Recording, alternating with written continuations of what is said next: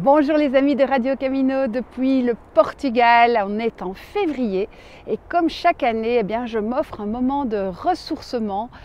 Cette année ce sera un mois ici dans le sud de l'Europe, alors le sud un peu pluvieux quand même, on est d'accord. Je suis partie en semi-autonomie pour randonner et j'ai un petit sac que vous voyez là.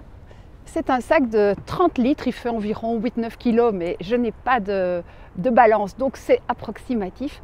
Et je vais vous expliquer ce que je prends dans ce sac pour pouvoir partir en avion avec mon bagage en cabine, être protégé de la pluie, du froid, il fait plus ou moins 10 degrés de moyenne, donc ça va encore, et également pouvoir randonner en toute liberté.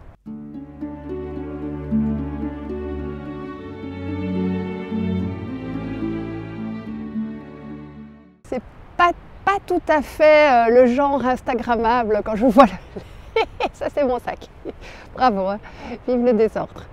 Le premier point important, si vous prenez votre sac à dos en cabine dans l'avion, c'est qu'il y a des choses qu'il faut absolument éviter, comme évidemment le canif ou le couteau que vous allez vous faire choper au contrôle et c'est bien dommage, mais également les piquets de tente ou de tarpe et aussi tout ce qui est réchaud à gaz. D'ailleurs le gaz est également interdit en soute, c'est pour ça que j'évite de prendre des réchauds à gaz quand je voyage en avion.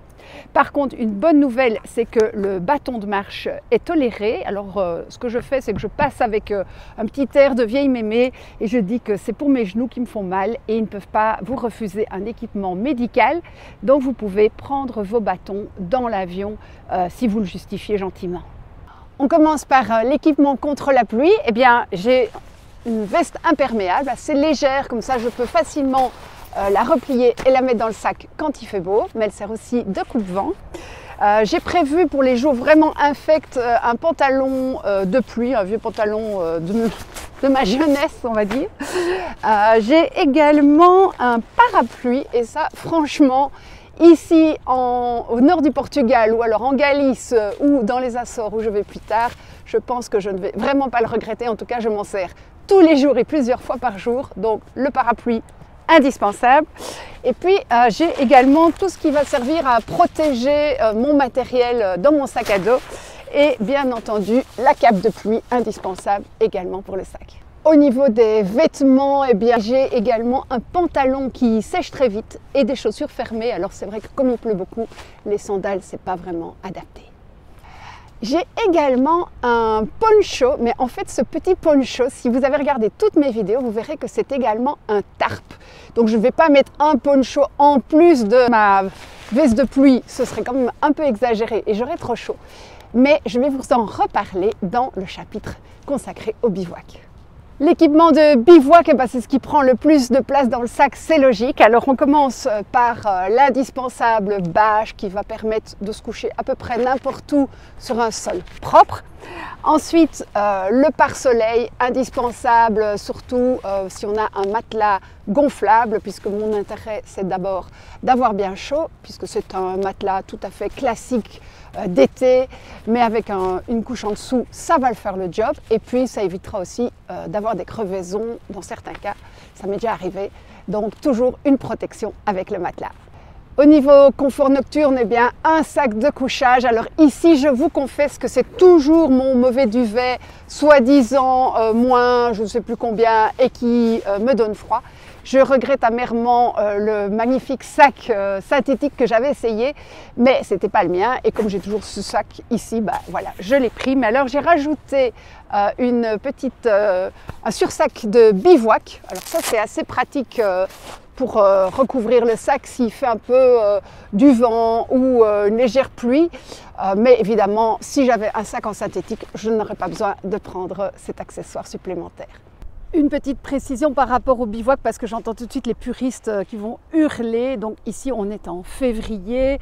Donc clairement, s'il y a des gîtes, moi je vais dans les gîtes puisqu'il fait quand même noir encore assez tôt et le temps souvent est humide. Donc ça fait du bien d'être au sec la nuit, il n'y a personne dans les gîtes. Le bivouac, ce que j'appelle bivouac, c'est soit parce qu'il fait super agréable, qu'il n'y a pas trop de vent, qu'il ne pleut pas. Donc là, je veux éventuellement pouvoir bivouaquer dans un endroit comme celui-ci, une réserve naturelle. Et sinon, c'est plutôt du bivouac abrité, donc sous des porches ou dans des cabanes ou dans des abris, où là, j'ai le matériel qu'il faut. Mais on ne va évidemment pas, avec ce genre de matériel, aller faire du bivouac n'importe où, par tout temps. Et pour être même très très franche avec vous, mon tarp poncho, je m'en suis jamais servi. Mais bon, comme j'ai mes bâtons, quelques bouts de ficelle, je peux facilement bricoler un petit tarp avec des petits bois que je trouverais et qui serviraient de piquet de tente. J'ai également une batterie externe pour la nuit puisque je n'aurai pas l'occasion de recharger mon téléphone en bivouac et vu son âge, il se décharge très vite. Et puis j'ai également prévu une poche à eau de 2 litres. Ça c'est pas pour boire au quotidien parce que je me contente d'une simple bouteille d'1 demi-litre, il fait quand même pas très chaud. Mais la poche à eau, ça permet d'avoir une réserve d'eau pour se laver et éventuellement pour boire le matin.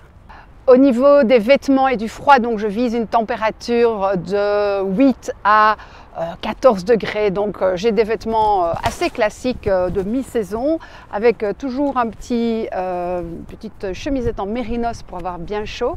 Et je peux rajouter encore 2 couches. Une petite doudoune sans manches et puis mon anorak imperméable tout léger. Ça fait 5 couches, c'est suffisant. Pour le tour du cou, j'ai aussi ce petit machin là, bien pratique quand on a un petit courant d'air dans le cou et qui peut servir de bonnet si jamais. Et puis pour le bas du corps, si j'ai vraiment froid, je peux encore mettre une paire de collants en dessous de mon pantalon et j'ai enlevé les pieds, c'est quand même beaucoup plus facile. Donc vous retenez bien la règle pour les vêtements, c'est une tenue de jour, une tenue de nuit et si nécessaire on rajoute des couches à l'oignon, donc on peut aller jusqu'à 5 couches au-dessus, 3 couches en dessous avec le pantalon de pluie et avec ça vous n'aurez jamais froid mais vous n'avez pas besoin comme ça d'avoir plusieurs sortes de vêtements de jour et plusieurs sortes de vêtements de nuit. Pour compléter ma garde-robe, j'ai une jolie petite chemise de nuit, j'ai un short pour les journées vraiment ensoleillées. Ça c'est un petit top un peu sympa si je vais au resto, que je suis invitée. Et ça c'est ma tenue de nuit, donc c'est mérinos longue manche, 2 couches au-dessus et le pantalon en mérinos en dessous. J'ai également une paire de chaussettes toutes douces pour la nuit, une paire de chaussettes de rechange, bien sûr le maillot de bain que je ne mets jamais mais qui est quand même indispensable, un chapeau et de quoi s'essuyer. Ça c'est plutôt la serviette de bain, la grande serviette et ça c'est celle qui me sert juste pour la douche après avoir essuyé également avec le gant de toilette qui est ici.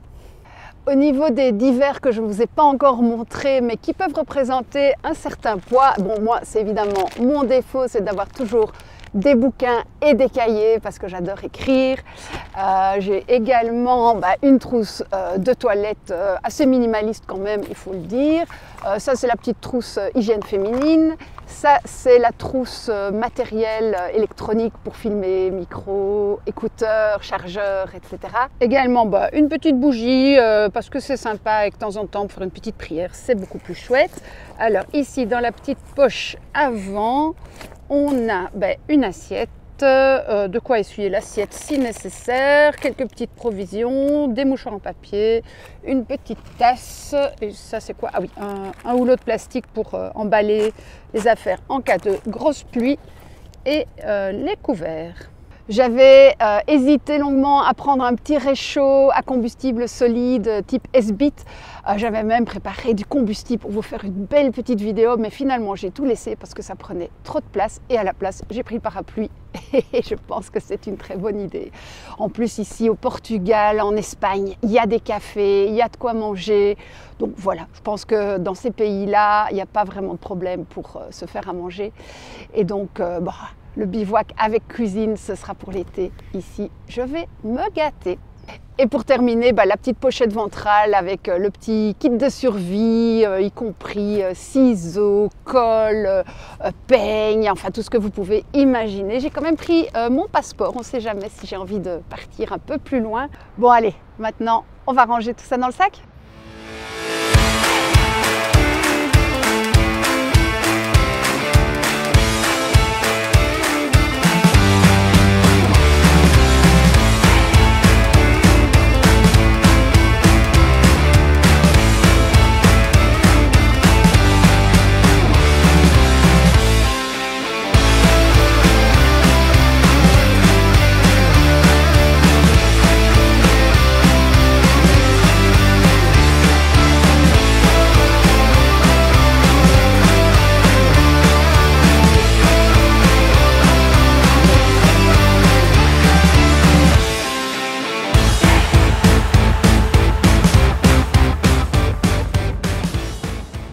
comme vous voyez, même pour un mois de marche en semi-autonomie, en bivouac, il est possible de ne pas trop s'encombrer. Un petit sac de 30 litres qui passe en soude, c'est quand même la liberté et puis aussi le plaisir de pouvoir marcher avec pas trop sur le dos.